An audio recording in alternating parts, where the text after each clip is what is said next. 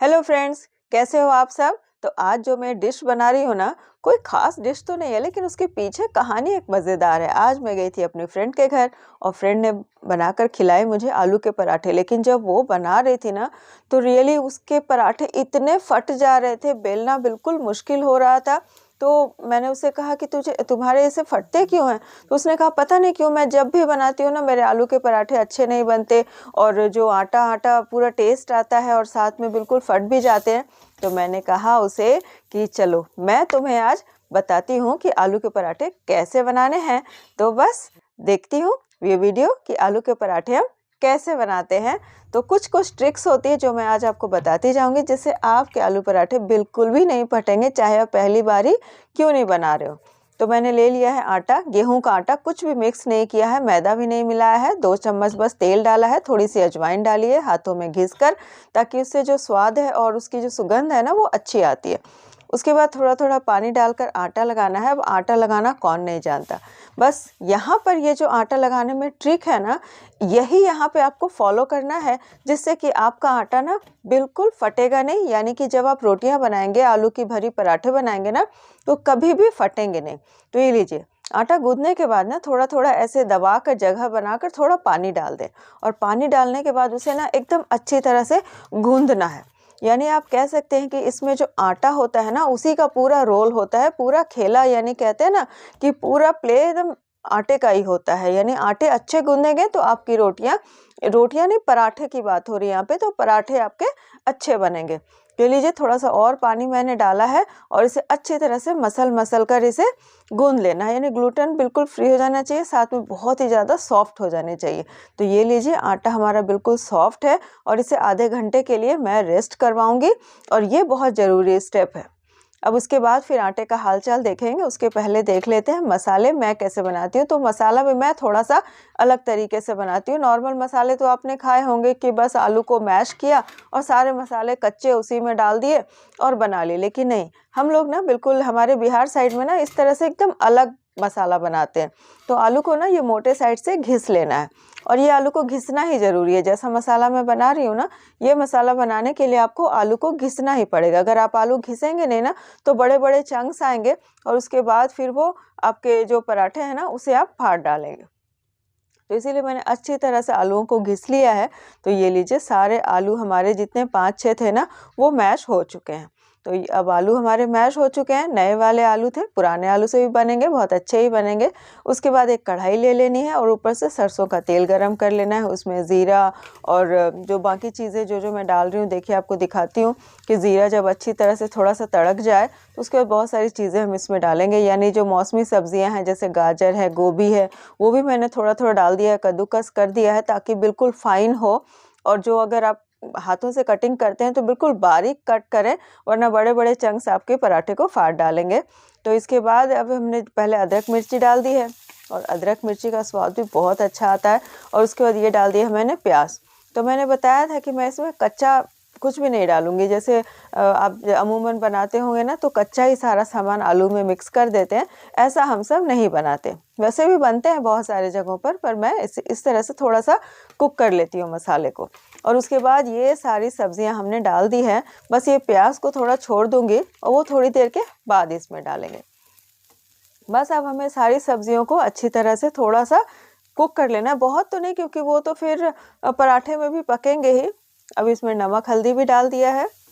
अब थोड़ा सा हमारी सब्जियां जो है कुक हो गई हैं, यानी कि सौटे हो गई हैं, तो उसके बाद ये जो प्याज रखा था मैंने, ये प्याज भी डाल दिया है। और देखिए कितनी कलरफुल स्टफिंग रेडी हो रही है ना, बिल्कुल बहुत ही अच्छा लगता है ये हमारे जो स्वाद को। और उसके बाद ये जो आलू हमने उबाला था, ये आलू भी हमने इसमें डाल दिया है। और आलूओं को डालकर इन सब्जियों के साथ अच्छी तरह से हमें मिक्स करना है। और इसमें आप थोड़ा सा सब्ज़ी मसाला या गरम मसाले का पाउडर भी डाल सकते हैं।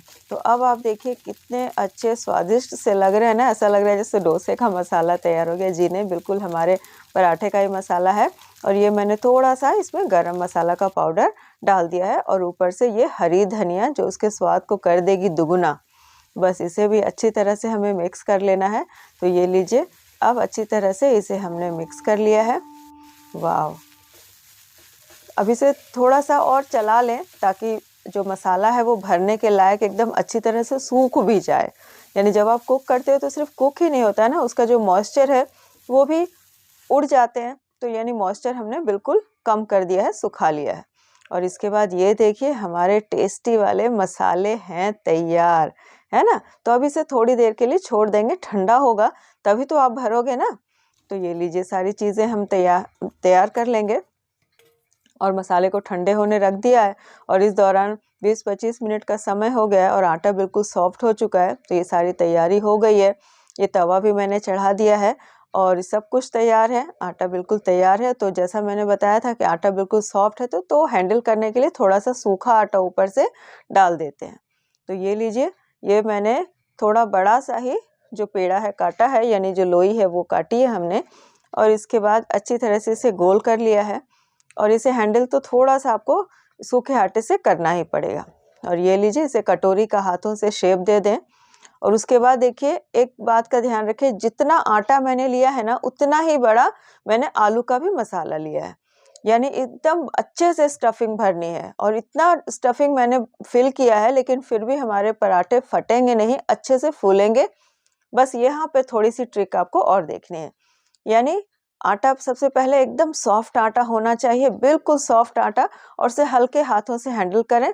और मसाला जो होना चाहिए आलू भरने का वो बिल्कुल फाइन होना चाहिए ताकि बड़े चंक्स ना रहें। उसके बाद एक और ट्रिक है कि आटे को ना पहले हाथ से इस तरह से चपटा करें। ये लीजिए, ये देखिए, पहले हाथों से ही थोड़ा सा फैला दे। हाथों से फैलाने से क्या होगा ना कि जो हमारा पराठा है वो इनिशियल स्टेज में नहीं फटेगा। उसके बाद बिल्कुल हल्के हाथों से हमें बेलन चलानी है। और ये लीजिए बिल्कुल तैयार है और थिकनेस भी देखिए इस तरह की है। और इसके बाद हमारा तवा गरम हो गया है और तवा पर मैंने इसे डाल दिया है। अब इसके बाद तो भाई ज़्यादा कुछ ट्रिक नहीं है। और सेकना किसे नहीं आता है, आपको भी आता होगा। तेल लगा लें, घी लगा लें, बटर लगा लें, कुछ भी आप लगा लीजिए और आराम से इसे सेक लीजिए। मैंने तो बस तेल में ही इसे सेक लिया है। तो ये लीजिए कितने अच्छे एकदम करारे, ये देखिए फूल कैसे रहे हैं। मैंने बताया था ना बिल्कुल भी फटेंगे नहीं और हमारे आलू के पराठे एकदम तैयार होंगे फूले फूले। और भीतर भी मैं दिखाऊंगी स्टफिंग कि आपको बिल्कुल जो आटे का स्वाद है बिल्कुल नहीं आएगा, हर एक कोने में मसाला पहुंचा है। यानी जो आलू का मसाला है वो हमारे पराठे के हर एक कोने में बिल्कुल अच्छी तरह से गया हुआ है। तो ये लीजिए, ये प्लेट मैंने तैयार कर दी है। कुछ मूली और कुछ टोमेटो सॉस रख दिया है, केचप है और घर का अचार भी है। और उसके साथ इसका स्वाद आहा क्या कहने। तो ये लीजिए, खोल कर दिखाती हूँ, गर्मा गर्म है, धुआं निकल रहा है बिल्कुल। तो ये देखिए स्टफिंग कैसे कोनों कोनों तक पहुँची हुई है ना। और इसका मज़ा तो हाय हाय, घर की कोई चटनी हो ना तो और भी मज़ेदार होता है। तो खैर ये हमारे पास केचप थी, मैंने केचप के साथ ही सर्व कर दिया है और साथ में मूली वगैरह रख दिए हैं। तो आपको कैसी लगी है मेरी ये डिश, मुझे कमेंट करके ज़रूर बताइएगा और मेरे ट्रिक्स को फॉलो ज़रूर कीजिएगा। मैं आपको मिलती हूँ, बाय बाय।